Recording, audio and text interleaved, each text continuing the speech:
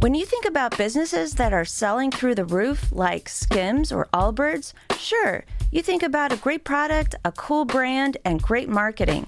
But an often overlooked secret is actually the businesses behind the business, making selling and for shoppers buying simple. For millions of businesses, that business is Shopify. It's home of Shop Pay, the #1 checkout in the world. You can use it to boost conversions up to 50%, meaning way less carts going abandoned and way more sales going through to checkout. Upgrade your business and get the same checkout Allbirds uses. Sign up for your $1 per month trial period at shopify.com/income, all lowercase. Go to shopify.com/income to upgrade your selling today. Shopify.com/income. This episode is brought to you by Peacock. The new Peacock original documentary, Matthew Perry, A Hollywood Tragedy, dives deep into the beloved actor's rise to fame and his tragic death. 5 people, including Perry's personal assistant, 2 medical doctors, and an alleged Hollywood drug dealer known as the Ketamine Queen, were charged with conspiracy to illegally provide Perry with the ketamine. Explore the details of the case in this heartbreaking special, streaming now only on Peacock. This content may not be suitable for all audiences. Listener discretion advised. I started trying to figure out a way to get out of the situation. I knew this guy was full of shit, but I had no idea how much worse it would get. Whenever I went down there, usually when I was alone, it just felt off. It felt like something bad would happen or that someone was watching me. From killer podcasts, true tales of horror, bizarre happenings, unexplainable events. This is Disturbed.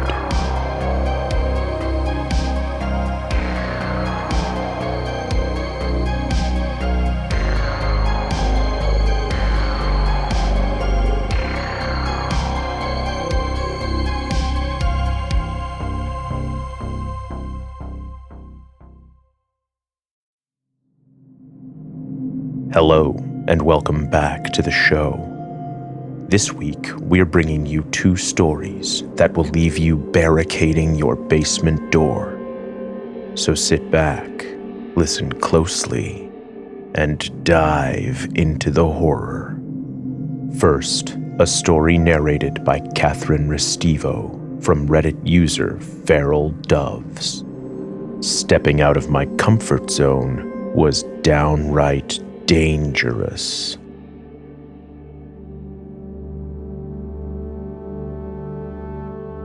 This took place about 10 years ago, and I'll probably never forget it.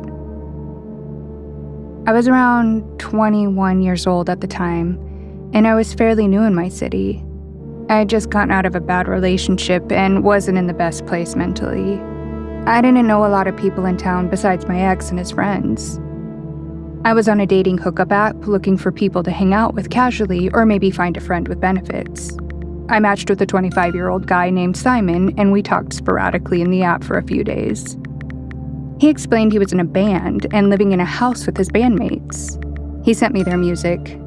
It was just audio on YouTube with a heavily edited image of 4 or 5 guys playing rock instruments. One of them looked like him.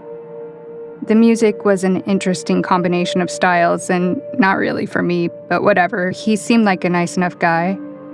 He stopped replying after a few days, and I figured that was that and moved on. Then one day, while I was at work, I got a message from him saying sorry. He'd been so busy, and he invited me to a barbecue with his friends and bandmates in their yard.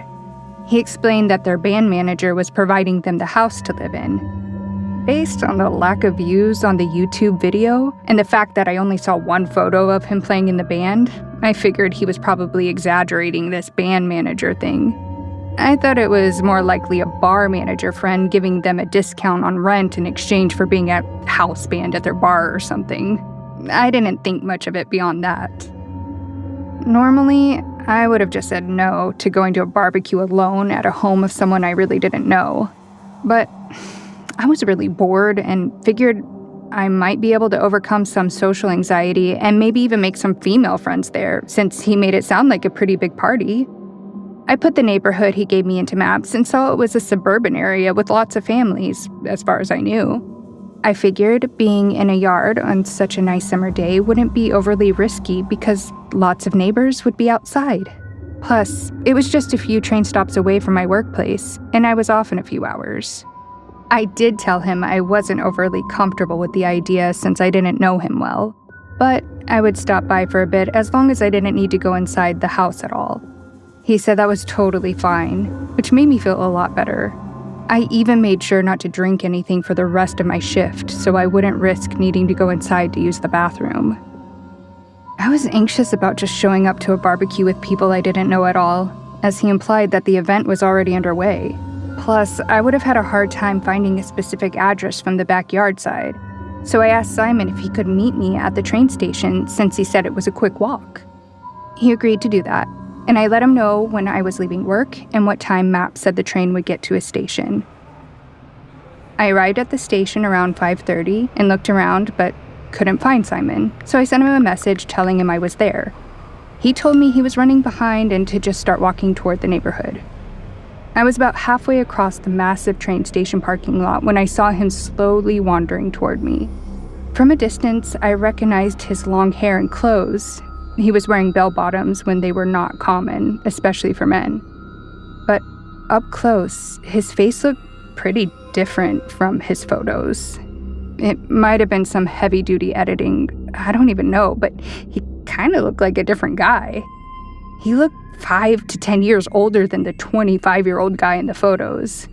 Maybe he used photos of his brother or something. I don't know. It was before AI. This was the first real red flag, but I brushed it off. Maybe he was just self-conscious. Maybe he smoked a lot and didn't wear sunscreen and hadn't taken pictures in a while.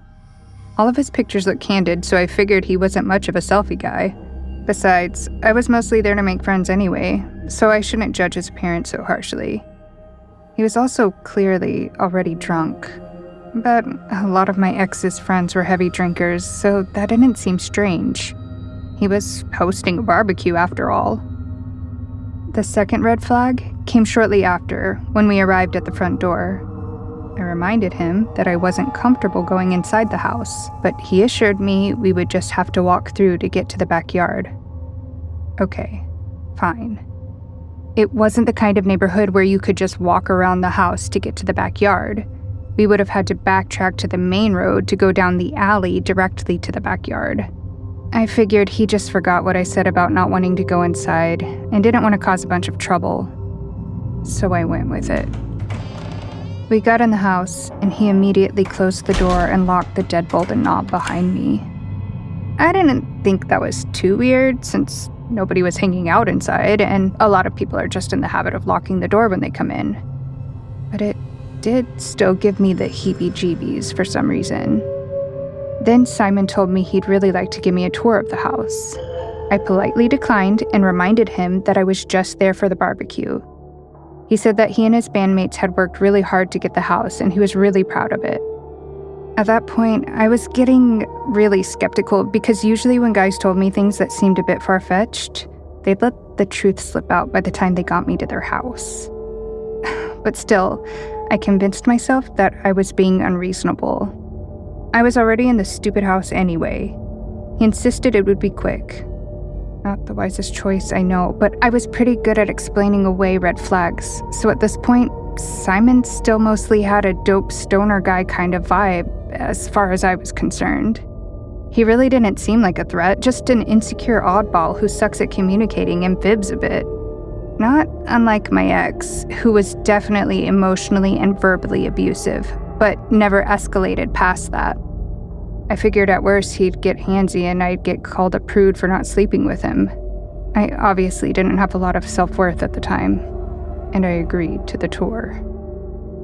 It started pretty uneventful, other than that the decor in the common areas was obviously chosen by a middle-aged Martha Stewart enthusiast and not a bunch of guys in a band or their fake band manager. I didn't know if this should make me feel better or worse. On the one hand, he was clearly lying. But on the other, it made me think it was probably just someone's mom's house, and she was out of town.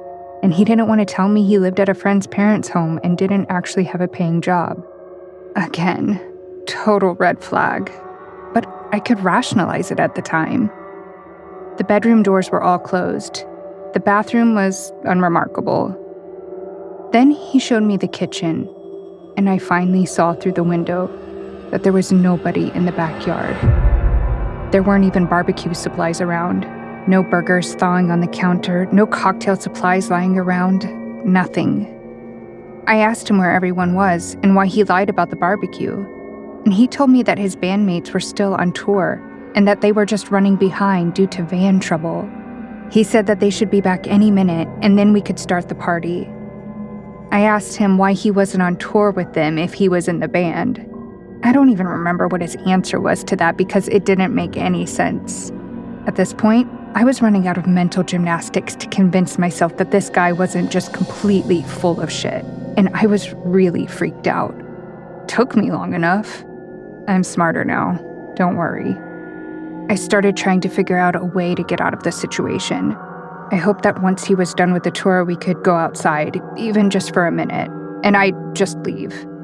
I'd been in some sketchy situations in the past, but luckily nothing so bad that they tried very hard to physically stop me when I walked away in a semi-public place. I just wasn't comfortable trying to leave from inside the house. I knew this guy was full of shit, but I had no idea how much worse it would get. I instinctively pretended to believe his bullshit. He offered me a beer, and I said no thanks, because I had to work in the morning. He said okay and cracked one for himself. Then he wanted to take the tour downstairs. I could see from the top of the stairs that the basement was the dark, creepy kind with really small windows. So I refused. I asked if we could go outside. He said, after the tour. I tried to argue about going into the basement, told him I have a spider phobia, don't like basements, etc. They were all lies, but I didn't want him to realize that he was what I was afraid of. He started to get agitated about my reluctance, so I figured it would be better to just let him show me the damn basement, and then hopefully we could go outside because I really didn't know what else to do. The basement was fairly unremarkable. Couch, TV, elliptical, until I noticed something that gave me the chills. The house was probably built in the 90s or late 80s at the absolute earliest. But I saw a door that looked just like the heavy foam-lined door to the cold storage room in my grandma's house. The kind that only opens from the outside. It was just a smaller version of the big metal doors on commercial walk-in fridges, and it looked really out of place in this house. I absolutely would not go anywhere near that door. He opened it and told me it was their soundproof music studio. I peeked inside from a few yards away. It did indeed look soundproof. It was about the size of a bedroom, and I could see a few guitars and amps in it and mattress toppers on the walls. There was no drum kit or recording equipment that I could see. He insisted I go inside to get a better look. He was standing outside the door, motioning for me to go inside. Holy shit, the alarm bells were really going off now.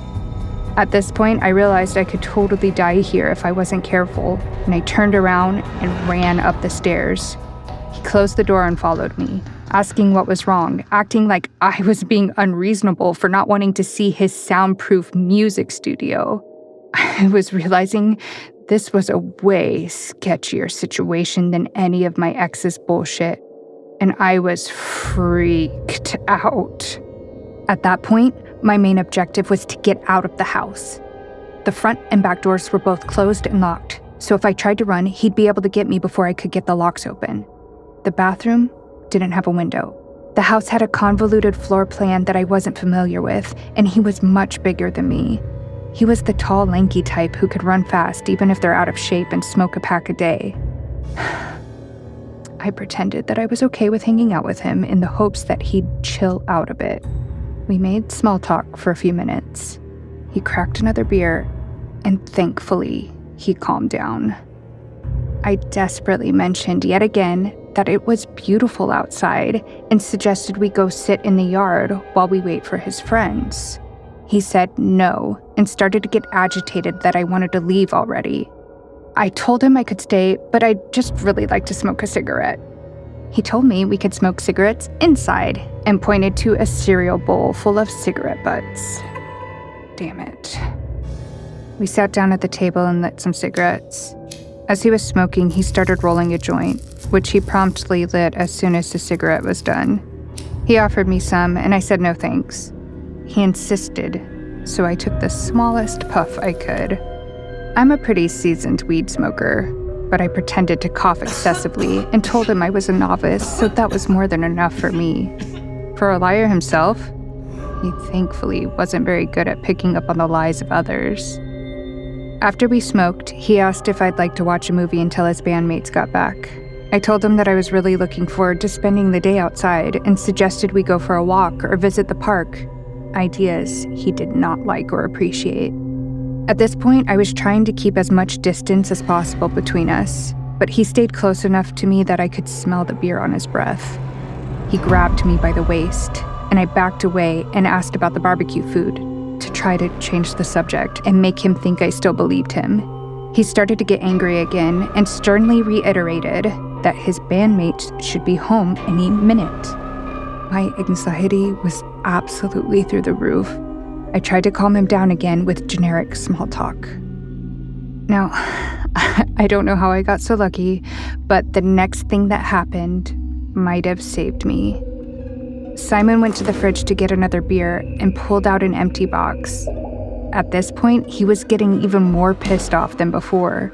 So I went out on a limb and suggested we go get some more beer for the party because I was out of ideas. I was terrified that it would enrage him even more to suggest once again that we leave the house. But I had to try. Thankfully, his eyes lit up with the possibility that I could actually be down to drink with him, and he agreed. As we were walking to the liquor store, I still didn't have a plan because I was no longer comfortable with just walking away from this fucking menace in this weirdly desolate suburb. But I was extremely relieved to be out of that house. When we got to the liquor store, I told him I didn't need to go inside if he was just going to go grab some beer. He insisted that I had to go inside. At that point, I was so stressed and frazzled, I just went with him and hoped that a good opportunity to leave would arise. When we got inside the liquor store, he asked what kind of beer I wanted. I reminded him I had to work tomorrow and didn't want to drink much. He demanded to know what kind of beer I wanted, so I just named the first one that came to mind. We went to pay and the cashier was kind of an asshole, so I didn't ask for help.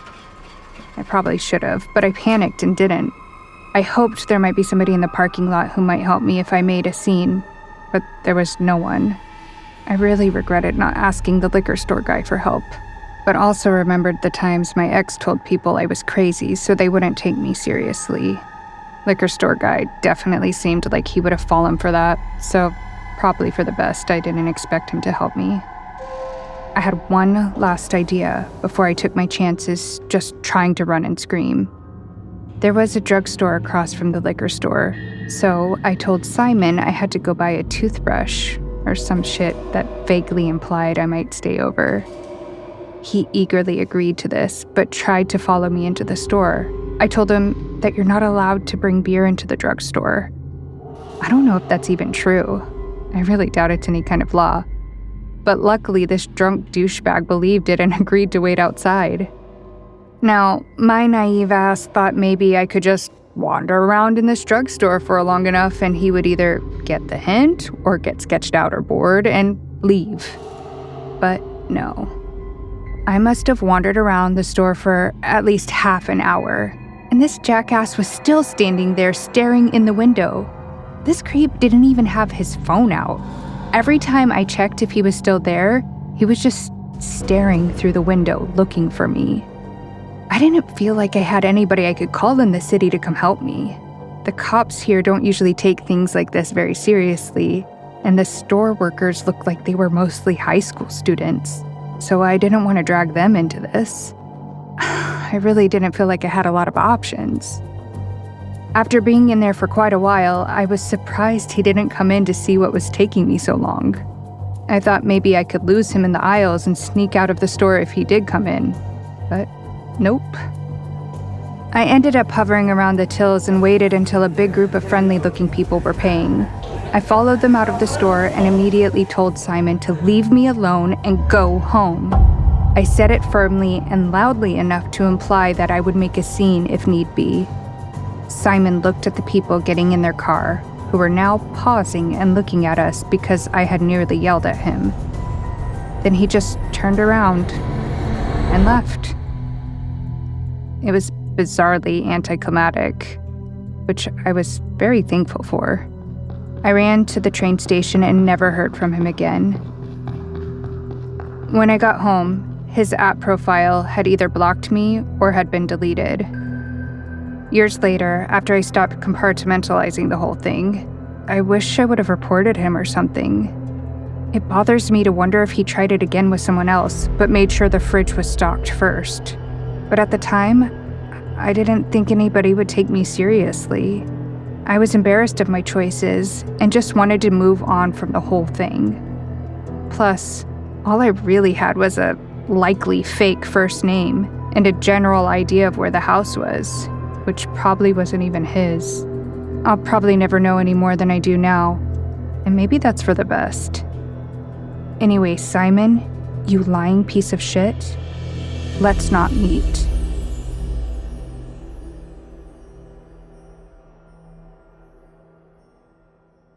You're listening to Disturbed. We'll be right back. Hey, it's Bill Simmons from the Bill Simmons Podcast here to tell you about Michelob Ultra Courtside. It's getting fans closer to the NBA with a chance to win prizes like courtside seats, a trip to All-Star Weekend, and much more. Check it out at MichelobUltra.com/courtside. Michelob Ultra Superior Access, Courtside 24-25 sweepstakes, no purchase necessary. Open to U.S. residents 21 and up. Begins on October 1st, 2024, ends July 1st, 2025. Multiple entry periods. Visit MichelobUltra.com/courtside for free entry deadlines, and official rules. Message and data rates may apply. Void where prohibited. Good night, itchy eyes. Good night, sudden sneeze. Good night to your symptoms of allergies.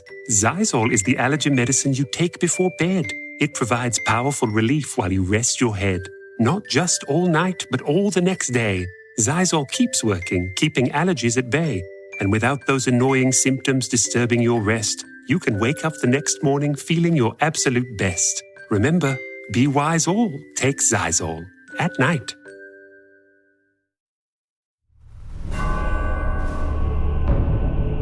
Welcome back to the podcast. Our final story is narrated by Terra Ashe from r/Paranormal Encounters. Grandpa forgot to tell us about the spirit in his basement.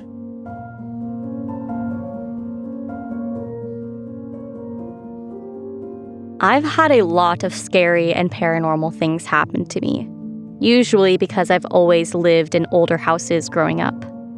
While they were all scary, nothing beats this experience I had back when I was 10.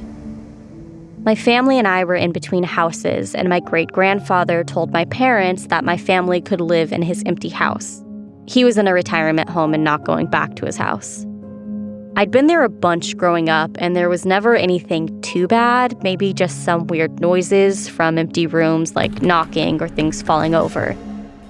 However, when we moved in, things got a little scarier.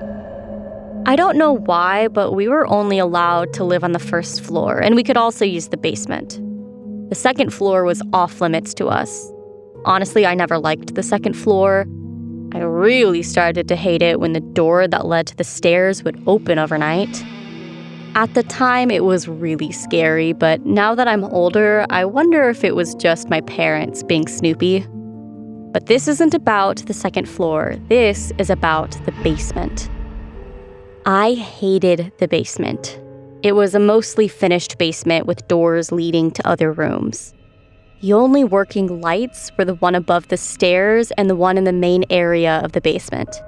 They were those single bulb lights that you have to pull a string to turn on. Whenever I went down there, usually when I was alone, it just felt off. It felt like something bad would happen or that someone was watching me. Well, one day, my mom asked me to go down to the basement to grab something from the deep freezer we had down there. I walked down the stairs and everything was normal. That feeling was still there, but it wasn't any worse than usual. I got to the deep freezer and opened it. From behind me, I heard something fall from one of the side rooms. I panicked, but kept on looking for what my mom asked for. As soon as I found it, I shit you not, I heard footsteps behind me and I booked it to the stairs. I didn't even close the deep freezer. I ran up the stairs, and as I was running, I heard something following me up the stairs, like really loud, booming footsteps. I reached the basement door and tried to open it, but it was stuck. My little 10-year-old body was slamming against the door, trying to get it open as the footsteps got louder. After about 10 seconds, I finally got the door open and slammed it shut behind me. I heard just one loud bang from the other side, like someone punched the door. Like any child would, I went crying to my mom about what happened, and she told my dad. He looked through every nook and cranny of that basement and found nothing. Nothing was out of place. Nothing was left open. It was just as it was before my great-grandfather moved out. Safe to say, I never went into that basement alone again. To this day, I still have a slightly irrational fear of basements.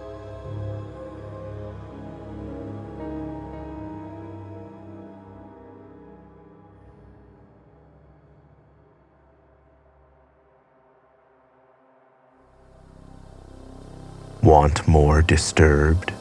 Check out our Patreon for member-exclusive content, early merch access, and other cool perks. I'm your host, Doug Bailey, and this has been Disturbed, a production of Killer Podcasts and part of the Evergreen Network. For more paranormal and true crime shows, visit killerpodcasts.com. Follow our social channels at Disturbed Podcast on Instagram or Disturbed_pod on Twitter. If you enjoyed the show, please consider subscribing and reviewing on your favorite listening platform. Share your own true horror story at disturbedpodcast.com. Music by Epidemic Sound and by Carl Casey at White Bat Audio. Our producer is Elizabeth Flood. Our sound designer and audio engineer is Nathan Corson. Executive producers Bridget Coyne and Noah Fouts. Until next time, stay safe out there.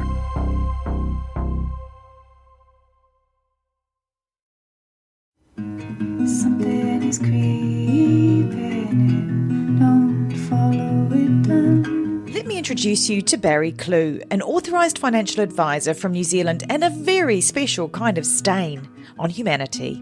He was a very knowledgeable young guy. He was a registered financial advisor. Type of guy that was bending over backwards to help you. Now, you could be forgiven for thinking that Barry sounds like a great guy, and you'd be right. Well, right up until the point when you're wrong. It was all fictitious. She stole from my son who has a disability. Chris never knew. He died believing that we're all taken care of. A psychopath is somebody who lacks empathy, acts impulsively. I think there's a strong case that Barry might be all of those things, actually. To find out how Barry Clue stole over $15 million from 81 victims, subscribe to Clueless, The Long Con. That's Clueless, spelt Klooghless.